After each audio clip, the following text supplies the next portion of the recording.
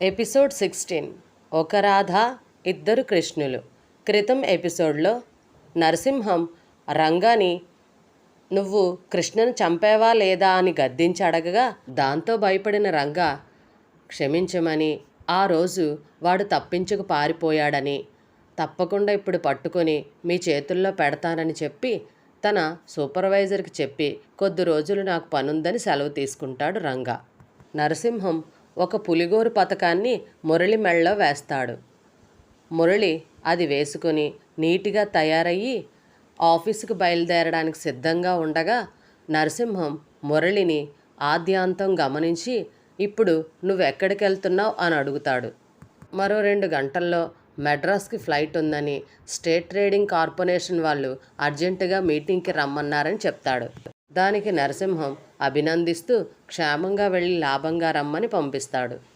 ఇంతలో రాధను కలిసిన మురళి కాసేపు ఆమెతో కబుర్లు చెప్పి బయటకు వచ్చి సూట్ కేస్ తీసుకుని కారులో కాకుండా ట్యాక్సీలో మెడ్రాస్ వెళ్ళగానే ఫోన్ చేస్తానని చెప్పి బయలుదేరిపోతాడు. ట్యాక్సీ వెళ్ళిపోతుంది.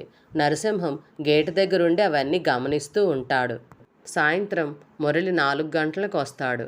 అతన్ని ఆద్యాంతం నరసింహం గమనిస్తూ, ఒరే రాస్కేల్, మళ్ళీ ఎందుకు వచ్చావురా? నువ్వెవరో నాకు తెలియదు అనుకుంటున్నావా అని గొడవపడగా, మావయ్య నేనే మురళిని మావయ్య అంటూ కావలిస్తే నా మెళ్ళో వేసిన పులిగోరు చూడు అంటాడు. నరసింహం మళ్ళీ నవ్వాడు. ఒరే, నువ్వు చాలా తెలివిగలవాడని నేను ఒప్పుకుంటున్నా కదా, అంచేత ఇంక నీ తెలివితేటల ప్రదర్శన ఆపేయ్ అంటూ రంగాతో, ఒరే రంగా, ఇంకా చూస్తావేమిట్రా, వీడికి ఇవ్వాల్సిన గౌరవ మర్యాదలన్నీ ఇచ్చేయి. రంగా ప్యాంట్ జోబులోంచి కత్తి తీశాడు. నేను ఆ రోజున పొరపాటున తప్పు చేశానురా, ఇప్పుడు తప్పును సరిచేసుకుంటాను, నువ్వు నా దగ్గర ఏమాత్రం తెలివితేటలు చూపించకు అంటూ అతను గుండెల మీద కత్తిమనం ఉంచాడు. మురళి పాలిపోయిన మొహంతో రాధ వైపు చూశాడు. రాధ పరుగుతో మురళి దగ్గరకు నడిచింది. నాన్న, ఒకవేళ అతను వారేనేమో, నాకు భయంగా ఉంది, అప్పుడే అతన్నేమి చేయకండి అంది కలవరపాటుతో. నీకు అనుమానం అక్కర్లేద్దమ్మా, వీడు మన మురళి మాత్రం కాదు, నాకు తెలుసు కదా. ఎలా తెలుసు మీకు? మురళి ఇంతకు ముందే కదా మద్రాసు వెళ్ళాడు. ఆ మాట నిజమే, కానీ నాకంతా అయోమయంగా ఉంది. పోనీ ఆయన వచ్చే వరకు ఇతనిని బంధించి ఉంచితే? రాధా, కోపంగా అరిచాడు మురళి. రాధ భయంగా అతని వైపు చూసింది. ఏమిటి అంది బెరుగ్గా. వాడినెవడినో పట్టుకుని ఆయన అంటున్నావా? నేనేమో అతను అయిపోయానా? నేను అసలు భర్తనో కాదో, నకిలీ మొగుడునో నీకు మాత్రం తెలియడం లేదా? రాధ బెంబేలెత్తిపోయింది. అయ్యో, అచ్చం ఆయన గొంతులానే ఉంది నాన్న అంటూ దీనంగా నరసింహం వైపు చూసింది. రంగా ఇంకా ఆలస్యం చేయదలుచుకోలేదు. మురళి పొట్ట మీద ఒక్క తన్ను తన్నాడు బలంగా. మురళి ఎగిరిపడ్డాడు. పదరా కొడక, బయటకు పద, కారులో కూర్చో, కత్తి పట్టుకుని అతని దగ్గరకు నడిచాడు మళ్ళీ. మురళి పొట్ట చేత్తో పట్టుకుని బాధతో విలవిలలాడిపోసాగాడు. మావయ్య, ఆ హరికృష్ణగాడు ఆడిన నాటకం తెలుసుకోలేక నన్నే చంపేయాలని చూస్తున్నావు. నేను నిజంగా మురళినే. నరసింహం ఓ క్షణం పాటు అనుమానం ఊగించి వేసింది. వీడు నిజంగా అల్లుడు కాదు కదా? ఒకవేళ వీడు నిజంగా మురళి అయినట్లయితే ఇందాక మద్రాసు వెళ్ళింది ఎవరు? వాడు హరికృష్ణ? నో, అసాధ్యం. వాడు ఏ పరిస్థితుల్లోనూ హరికృష్ణ అయ్యే అవకాశమే లేదు. అన్ని రకాల పరీక్షల్లోనూ వాడే తన మురళి అని తెలిసిపోయింది. మరి వీడు తన మురళిని అంటాడేంటి? అతని బట్టలు, బూట్లు, పెన్ను అన్నీ పరీక్షగా చూశాడు నరసింహం. అన్నీ ఖచ్చితంగా అతను మురళేనని చెప్తున్నాయి. మెడలో తను వేసిన పులిగోరు కూడా ఉండనే ఉంది. హఠాత్తుగా గుర్తొచ్చింది నరసింహానికి. అవును, ఆ పులిగోరు లోపల తను సంతకం చేసిన చిన్న కాగితం ఉంది. అది తీసి చూస్తే తెలిసిపోతుంది. ఆ రంగు కాగితం అంత తేలికగా లభించేది కాదు కదా. అలాగే తన సంతకం ఫోర్జరీ చేయడం కూడా అంత తేలికేం కాదు. ఓసారి అది చూస్తే సరి. రంగా, పిలిచాడు నరసింహం. ఏం సార్? వాడి మెడలోని పులిగోరు తీసుకురా. రంగా పులిగోరు ఒక్కసారిగా గుంజి తీసుకొచ్చి నరసింహానికి ఇచ్చాడు. నరసింహం వెంటనే దానిని తన గోటితో తెరిచి లోపల ఇరుక్కుపోయిన కాగితం ముక్కను జాగ్రత్తగా బయటకు లాగాడు. ఆ కాగితం మడతలు విప్పేసరికి తన సంతకం స్పష్టంగా కనిపించింది. ఏమాత్రం సందేహం లేదు అందులో. అది తన సంతకమే. అంటే అంటే వీడే తన మురళి. మురళి వాడు ఆ హరికృష్ణగాడు ఇంతకు ముందే వచ్చి పెద్ద నాటకం ఆడాడురా. అన్నీ తెలిసి కూడా బోల్తా పడ్డాను. ఏం జరిగింది? ఆ ఎస్టీసీ వాళ్ళ కోసం 5 రూపాయల స్టాంప్ పేపర్లు ఖాళీ దాని మీద సంతకం పెట్టాను. అల్లుడనుకుని వాడికి ఇచ్చేశాను. కొంప మునిగింది. రాధ మొహంలో కళ తప్పింది. అంటే ఇందాక వచ్చింది వారు కాదంటారా నాన్న? కంపిస్తున్న స్వరంతో అడిగింది రాధ ఒక షాక్లో ఉన్నదానిలా. మురళి ఆమె దగ్గరకు నడిచి అనురాగంతో ఆమె వైపు చూశాడు.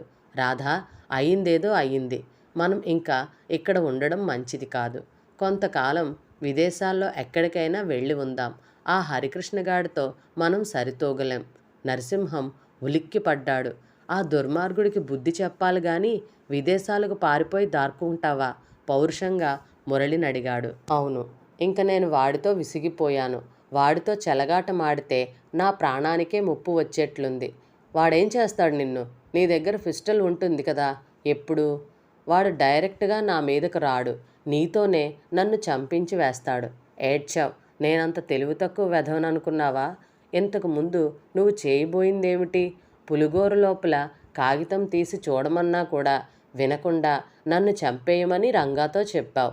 ఇంకాసేపు ఆలస్యమైతే నేను ఈ పాటికి పరలోకం చేరుకుని ఉండేవాడిని కదా.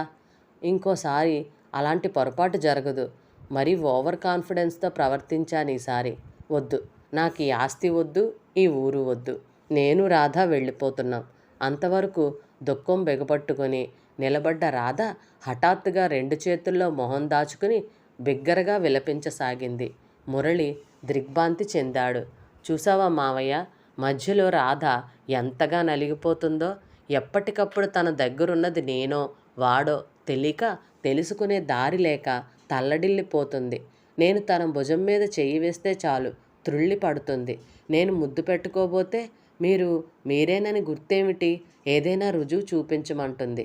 ప్రతిసారి నేను తల మీద దెబ్బ, వీపు మీద దెబ్బ, పుట్టుమచ్చ, కర్చీఫ్ మీద తను స్వయంగా కుట్టిన లవ్ అనే అక్షరాలు, ఇలా ఎన్నో రుజువులుగా చూపిస్తే కానీ సంసార సుఖం అనుభవించేంత రాత కూడా లేకుండా పోయింది. నీకు నేనెప్పుడూ చెప్పలేదు. మేమిద్దరం సంసార సుఖం అనుభవించి 1 నెల రోజులు దాటిపోయింది. ఆ హరికృష్ణగాడు నేను లేనప్పుడు వచ్చి రాధతో సరసాల వరకే సరిపెట్టుకుంటున్నాడు గనక బతికి బయటపడుతున్నాం. వాడికి మతి చెలించి మోజు పెరిగితే రాధశీలం అపహరించినా మనం ఏం చేయగలం? అందుకే ఇంకిక్కడ ఉండదలుచుకోలేదు. ఈ దేశం వదిలి ఎక్కడో ఓ చోట సుఖంగా ప్రశాంతంగా బ్రతుకుతాం. ఆ మాటలతో నరసింహం మొహం మాడిపోయింది. అంతకుముందు హరికృష్ణ రాధతో పాటు పడగ్గదిలో జరిపిన శృంగారం కళ్ల ముందు మెదిలింది. సోఫాలో కూలబడిపోయాడు. మురళి మాటలకి రాధ కదిలిపోయింది. అతి కష్టం మీద దుఃఖం ఆపుకుని మురళి వైపు చూశాడు దీనంగా. ఏమండి, ఘోరం కూడా జరిగిపోయిందండి. ఇందాక వాడు ఆ దుర్మార్గుడు వచ్చినప్పుడు మీరేననుకుని ఇంక చెప్పలేక పైకే ఏడ్చేయసాగింది. మురళి నిశ్చేష్టుడైపోయాడు. కొద్ది క్షణాలు రాధ వెక్కి వెక్కి ఏడుస్తున్న శబ్దం ఒక్కటే వినిపించింది. క్రమంగా మురళి మొహంలో క్రౌర్యం చోటు చేసుకుంది. మొహం ఎరుపెక్కసాగింది. కళ్ళు రక్తపు గూళ్ళలా కనబడుతున్నాయి. పిడికిళ్ళు ఇనప ముద్దల్లా బిగుసుకున్నాయి. ఇంతకాలం వాడేం చేసినా సహించాను. ఇంతకాలం వాడు చేసిన పనులు, అవమానాలన్నీ ఒకెత్తు. ఇప్పుడు నాకు ద్రోహం చేయడమే మరొకెత్తు. ఈ తప్పుకి వాడు ప్రాణాలు తీసుకుంటాను. అది ఎప్పుడో కాదు, 2 రోజుల లోపలే అన్నాడు ఉద్రేకంతో. నరసింహంలో పోయిన ప్రాణం తిరిగి వచ్చింది. మెల్లిగా మురళి దగ్గరికి వచ్చి అతను భుజం మీద చెయ్యి వేశాడు. శబాష్, నేను అదే ప్రయత్నంలో ఉన్నాను. వాడికి కాలం చెల్లింది. అందుకే ఇంత ద్రోహానికి పూనుకున్నాడు. మురళి రాధను దగ్గరగా తీసుకుని హత్తుకున్నాడు. రాధా, జరిగింది మర్చిపో. రేపటిలోగా వాడి శవం నీకు చూపిస్తాను, సరేనా? రాధ మాట్లాడలేదు. దిగాలు పడిన రూపంతో కన్నీరు తుడుచుకుంటూ లోపలికి నడిచింది. ఓకే మురళి, వాడినే కాదు, ఆ దుర్మార్గుడితో చేతులు కలిపిన మీ అమ్మను కూడా క్షమించకూడదు అన్నాడు నరసింహం. నేనేం చేస్తానో నువ్వే చూస్తావు కదా అన్నాడు మురళి కోపం అణుచుకుంటూ. రాత్రి 10 గంటలయింది. కృష్ణ కోసం ఎదురు చూస్తూ గడపలోనే కూర్చుంది శారదమ్మ. సమయం గడుస్తున్న కొద్దీ ఆమెకు ఆదుర్త పెరిగిపోతుంది. ఉదయం అవగానే ఇంట్లో నుంచి వెళ్ళాడతను.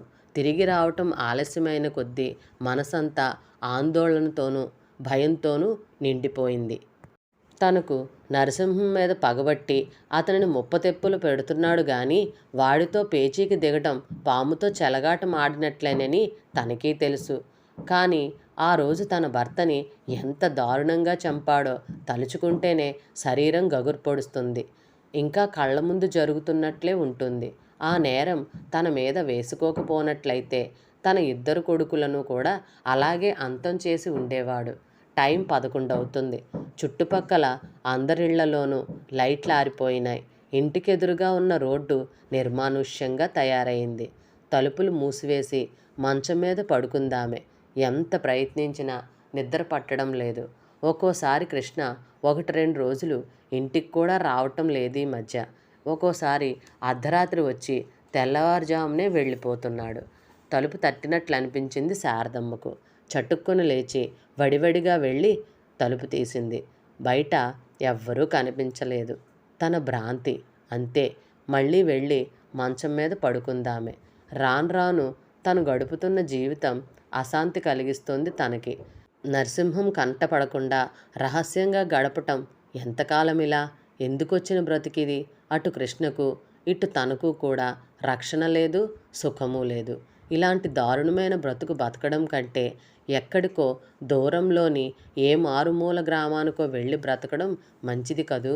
తన కుటుంబం ఆనాడే నరసింహం చేతిలో సర్వనాశనమైంది. ఇప్పుడు కృష్ణను కూడా అంతం చేస్తాడు. ఆ తర్వాత తనని చంపేస్తాడు. ఆమె మంచం మించి లేచి మళ్ళీ కూర్చుంది. గడియారం 12 గంటలు కొట్టింది. వీల్లేదు, ఇంకొక్క క్షణం కూడా ఇక్కడ ఉండకూడదు. ఇవాళ కృష్ణతో చెప్పేయాలి. ఇద్దరూ ఈ నగరం వదిలి దూరంగా ఎవరికీ తెలియని చోటుకెళ్ళి ప్రశాంతమైన జీవితం గడపాలి. నరసింహం చేసిన పాపానికి భగవంతుడే తగిన శిక్ష విధిస్తాడు. తనకి ఆ నమ్మకం ఉంది. ఆ నిర్ణయం తీసుకున్నాక ప్రశాంతంగా నిద్రపోయింది ఆమె. రాత్రి 10ంటికి నరసింహం చప్పుడు చేయకుండా మురళి గదిలోకి ప్రవేశించాడు. రాధ ఒక్కతే నిద్రపోతుంది. మురళి ఆఫీస్ రూమ్లో ఇంకా పని చేసుకుంటున్నాడు. బీరువా దగ్గరికి వెళ్ళి చిన్న ఊచుతో దాని తలుపు తెరిచాడు.